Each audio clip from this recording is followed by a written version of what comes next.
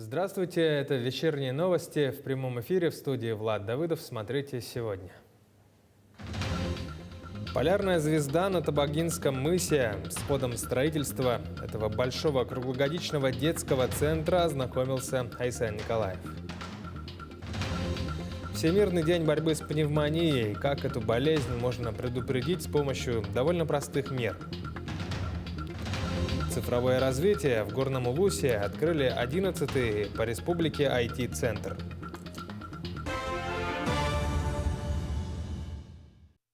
По направлению Якутск-Нижний Вестях курсируют суда на воздушных подушках, хивусы, а также аэроботы. Со стороны Якутска пассажиров возят 20 воздушных подушек, а далее люди пересаживаются на аэроботы и едут дальше до берега Нижнего Вестяха Мегнакангаласского района. В связи со сложной обстановкой на реке тариф в одну сторону сейчас стоит 3000 рублей с человека. По словам судоводителя, через несколько дней после того, как встанет река, они пробьют дорогу для судов на воздушной подушке, и тогда цена должна стать ниже. По правому берегу очень плотно идет. Вот-вот должна река встать. Буквально час, два, три встанет река в Кангаласах. Вчера вечером стало, но тут расстояние 45 километров. Сейчас по тому берегу медленно густой лед идет, очень густой, большими торосами. Наши боты, аэроботы, тайфуны, 5 штук кое-как пробивается. Работаем. Глава республики Айсен Николаев и генеральный директор Полиметалла Виталий Несис обсудили ход реализации двустороннего соглашения между регионом и горнодобывающей компанией. В частности, о строительстве автозимника до села Барылас на дороге Яна. Это позволит установить более качественное транспортное сообщение с удаленными населенными пунктами.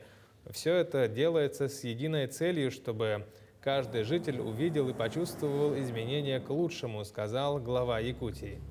Напомним, что по соглашению республика реконструирует 67 километров региональной дороги Яна до села Тополиное Тампонского района и 4 мостовых перехода.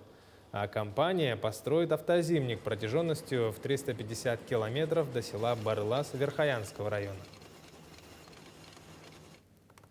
Строительство круглогодичного детского центра «Полярная звезда», который возводится на Табагинском мысе, временно заморозило работу.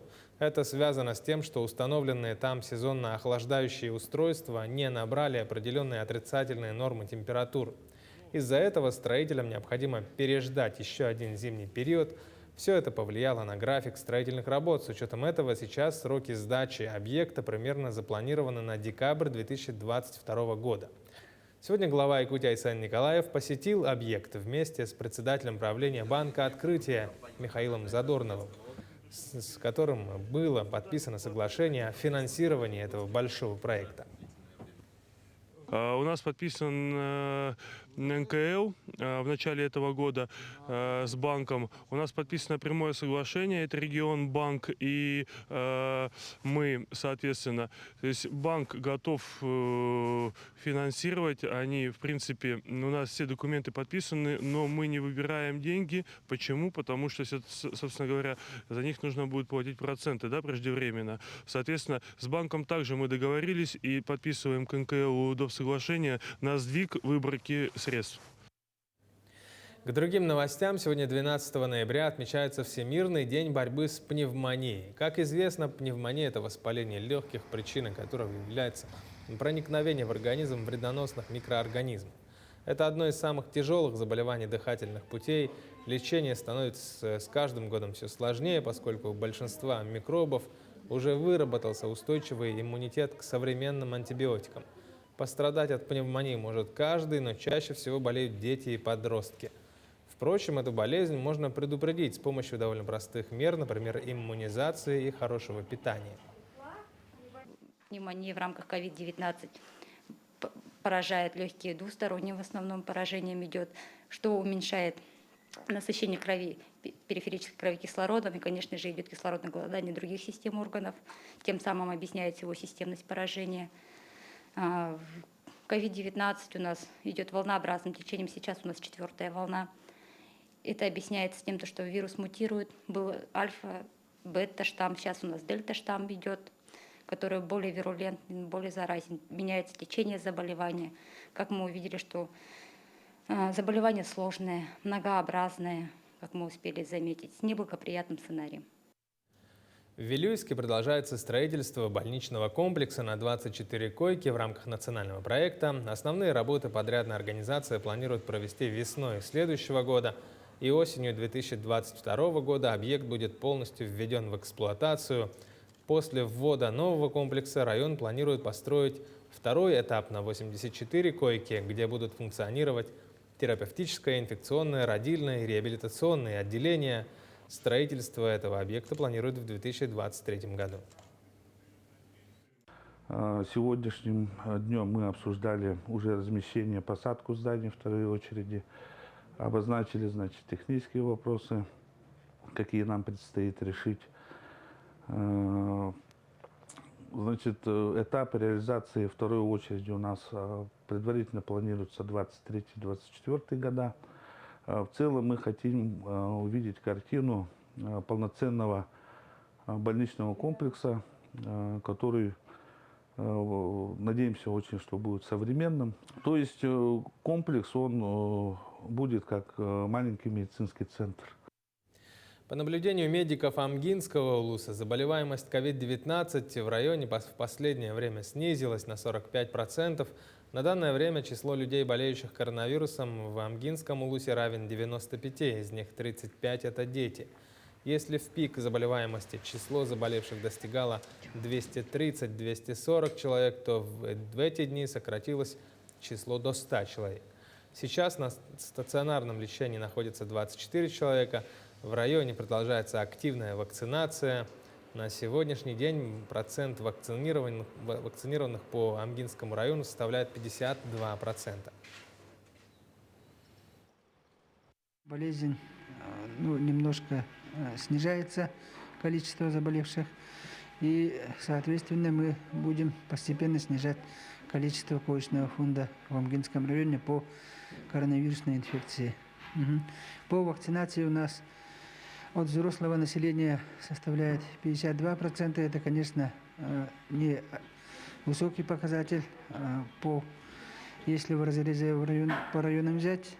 Поэтому я призываю население, чтобы активно вакцинировались и защитили себя от коронавирусной инфекции. Первый в Якутске Роснефть-класс основали на базе республиканского лицея-интерната. Прошел корпоративный семинар под названием «Лестница к успеху», рассказывает Надежда Саханская.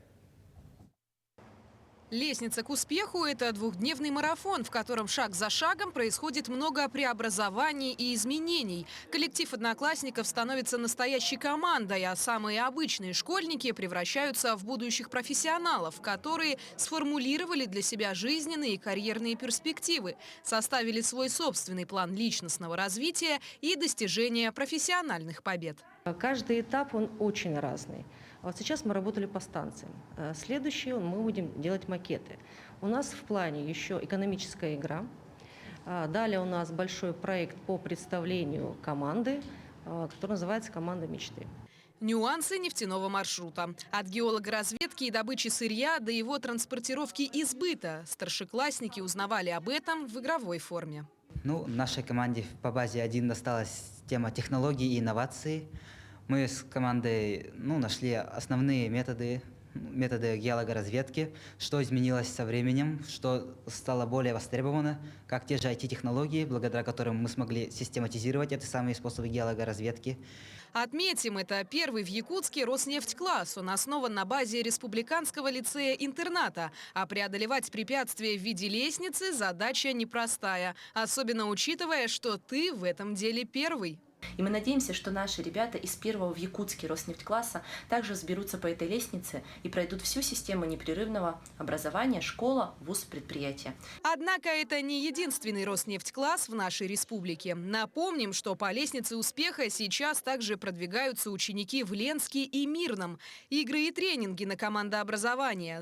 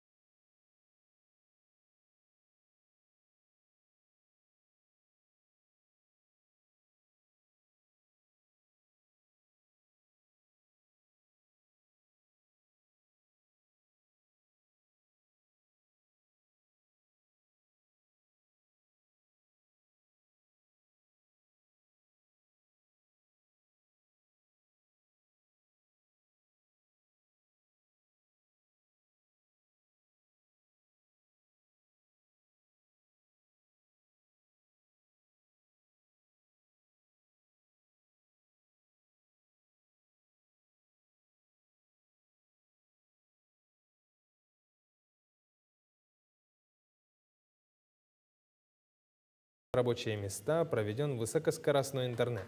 IT-центр станет местом интеграции и опорной точкой роста всей IT-сферы Улуса. Там должны создаваться новые проекты и продукции, которые можно экспортировать даже на внешние рынки. Задача IT-центра не только обучать население, но и создавать новые рабочие места. Поэтому он открылся в бизнес-центре. Это очень правильно, потому что мы запустим курсы для взрослого населения по переподготовке, получению новых специальностей. И мы очень надеемся, что здесь на фрилансе или будут появляться собственные стартапы в горном районе. Мы, как городской IT-парк, как министерство, будем этому способствовать. Таковы новости к этому часу. Итоги дня подведем в большом выпуске в 8 вечера ровно на Якутии 24.